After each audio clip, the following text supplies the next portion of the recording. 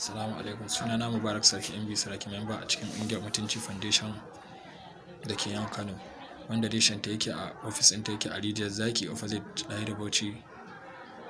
A sunan ta makarantar college ko? Ƙungiyar Mutunci Foundation ta kawo wa Malam Idris Shuaibu ziyara sakamakon fama da yake da cutar ciwon suga tsawon shekara 6 da suka wuce yake fama da su. Inda suka buƙaci taimako tallafi, kuma ƙungiyar Mutunci Foundation ta zo da iya gwargwadon abin da za ta iya yi yawa, sannan kuma tare da mahaifiyarsa Hajiya.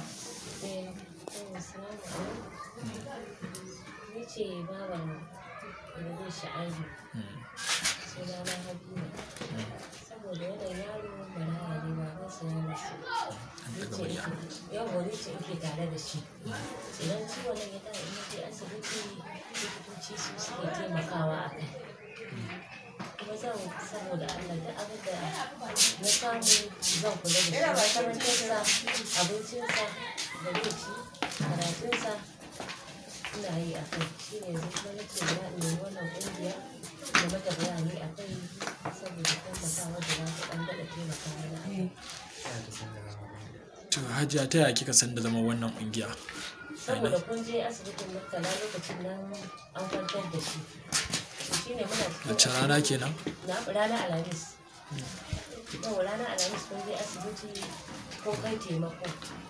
Shi ne a nan lokacin sai aka ce da akwai lambar kun ba da wani kati a cikin leda. Aka ce da lambar taku ne ku na muku bayani a kan wannan yaro maraya da yake da wannan lalura. Ina buga kuma sai aka ɗaga. Aka tambaye ni ta faɗi yadda abin yake, yadda lalurar tasa take, ta ce to Allah ya yarda kuma za a zo a neme shi a taimaka a kai, saboda haka Allah ya saka muku da alheri. Masha Allah Hajiya, Masha Allah Hajiya, wanda irin fafutuka kike wajen ganin kin ceto yaron nan daga irin cutar da yake fama da ita wajen samun lafiyarsa? Ina ɗan fafutukar da zan yi in yi sana'ar da zan nemi in taimaka akan abin da zai ci, akan karatunsa, akan maganinsa.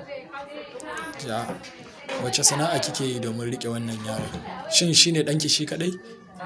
‘Ya'yanki nawa? Yanzu dai su shi ne na takwas yanzu masu rai. Masha Allah Hajiya.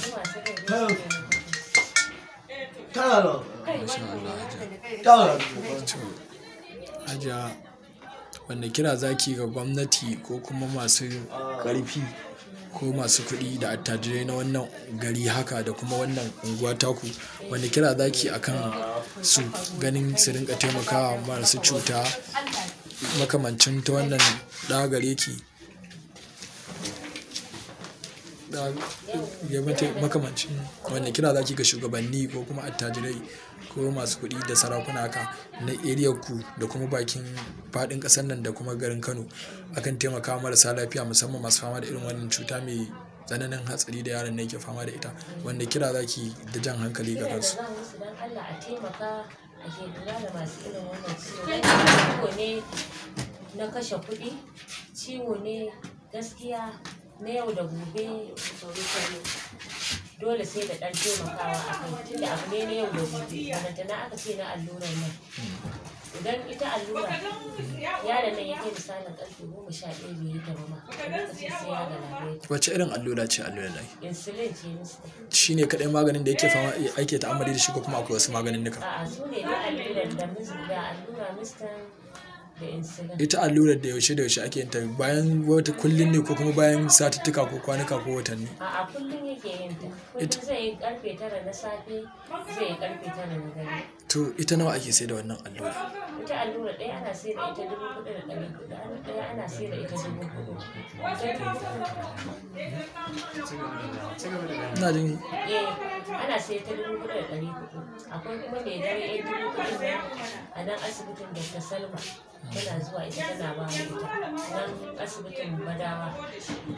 layin sani danja akwai wani asibiti da aka buɗe na da salma kuna sa mu je mu karɓi ɗaya kana mu je mu karɓi allura a ciki ɗaya wacce muke amfani da ita mai ruwan garan nan muna zuwa muna karɓa.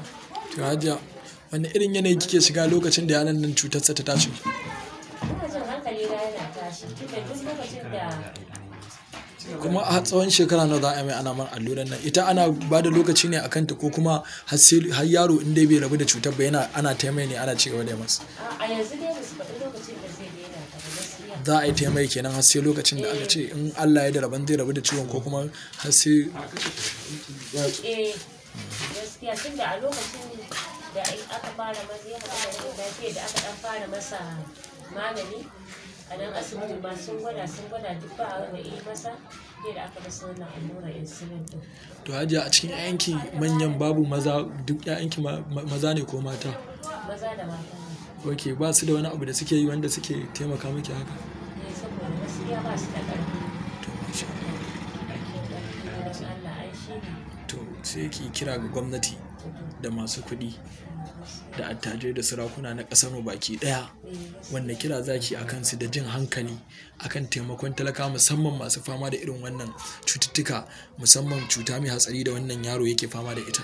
Gaskiya kiran da nan wasu da shugabanni da masu kuɗi da attajirai duk wanda Allah ya kore ya yi kokari ya taimaka akan wannan larura tunda in mutum ya yi baranta na shi an gaba Allah zai ba da lada tunda za ka ceto ran mutum a kai tunda ita wannan allura idan bai yi ta ba ita kanta likita ta faɗa ta ce in yi kwana kuɗi bai wannan allura ba sai dai Allah ya sa da kwanansa. To bayan taimako da ƙungiyar Mutunci Foundation ta kawo miki, kuna buƙatar wani taimakon bayan shi?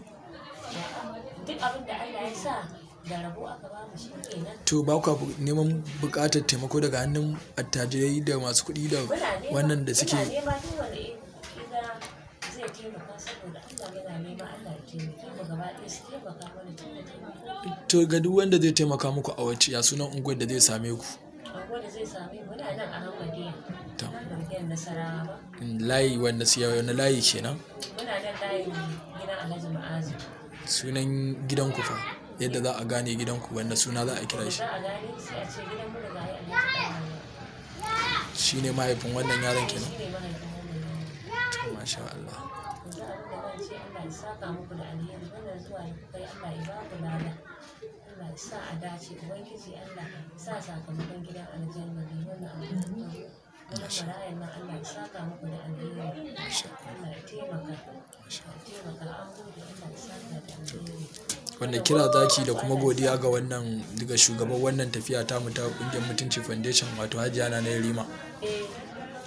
Wannan abu da zan mata sai dai Ubangiji Allah ya saka mata da alheri.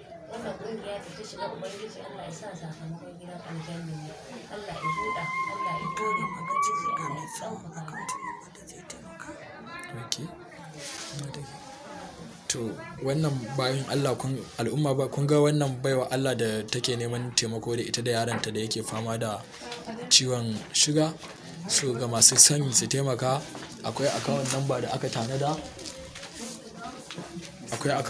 aka tanada wacce duk wanda yake son ya taimaka musu a cikin faɗin garin nan da ma ƙasar mu baki ɗaya, akwai account number da aka tanada wacce za a ba da iya daidai gwargwadonka abinda za ka iya taimaka musu. Ba a rufe kofa ba, kowa ga mai son taimakawa. Duk wanda ya taimaki wani Allah zai taimake shi, in ka ciyar Allah zai ciyar da kai, musamman ka ciyar da mara lafiya. Na masu ciwon. Ban wayan nan.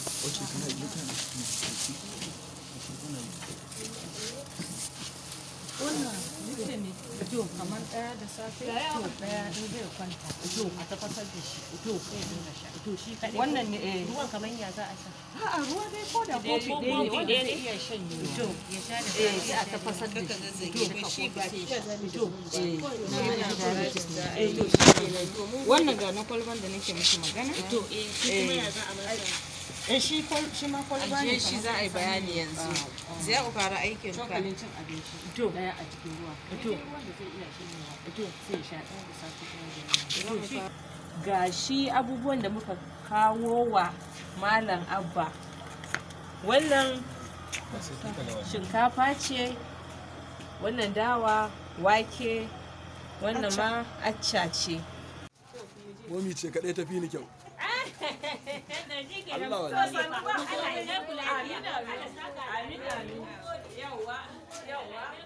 Amin. Ka je ma. Amin ya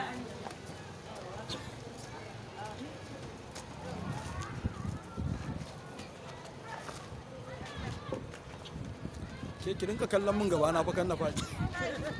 Ki rinka kallon mun gaba na ummi. Ba komai je ka tsira. Je ka ba komai ita tafiya. Ba komai kai ta tafiya.